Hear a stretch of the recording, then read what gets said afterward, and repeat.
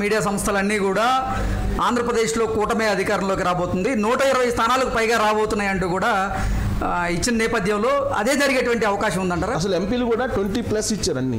Exactly. అసలు కొన్ని అయితే 24 వస్తుందని కూడా ఇచ్చారు.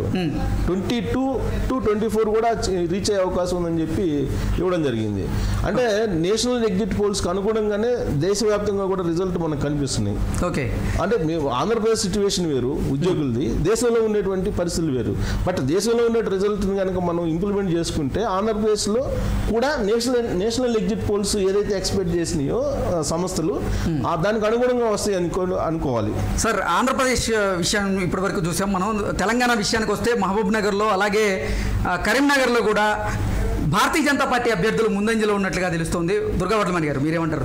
మనం ముందు అనుకున్నవే కదండి, ఈసారి భారతీయ జనతా పార్టీకి ఎక్కువ సీట్లు వస్తాయి, తర్వాత కాంగ్రెస్కి వస్తాయి.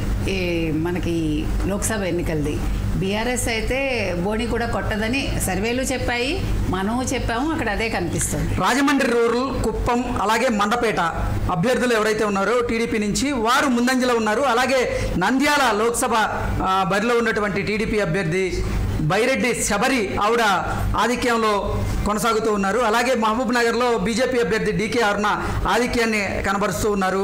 కుప్పంలో చంద్రబాబు గారు ఆధిక్యాన్ని కనబరుస్తూ ఉన్నారు. ఏంటి అసలు 2 తెలుగు రాష్ట్రాల్లో కూడా ఎన్డీఏ ప్రభంజనం తప్పదా అంటే ఏం చెప్తారు?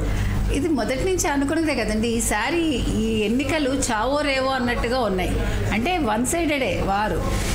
ఆంధ్రప్రదేశ్ అయితే వన్ సైడే, అది తెలుగుదేశం కూటమా లేకపోతే వైసీపీ అనేది ఆల్రెడీ ఎగ్జిట్ పోల్స్ చెప్పాయి. మనకి నిన్న సర్వేలన్నీ ఏం చెప్పాయి, డెఫినెట్గా తెలుగుదేశం కూటమి వస్తుంది అని చెప్పాయి. కాకపోతే ఇది ఓన్లీ మనం పోస్టల్ బ్యాలెట్ చూస్తున్నాం. ఇంకా అసలు ఓట్ల లెక్కింపు ఈవీఎంలు ఓపెన్ చేసి అది మొదలైంది కాబట్టి ఇంకా వాటి మీద వచ్చే మొదటి రౌండ్ వచ్చాక కానీ దాని మీద మనం ఒక అవగాహనకి రాలేము. పోస్టల్ బ్యాలెట్ వరకు మాత్రం సరే వారు చెప్పినట్టుగా ప్రభుత్వ ఉద్యోగులు ఒక వ్యతిరేకతతో వేశారు కాబట్టి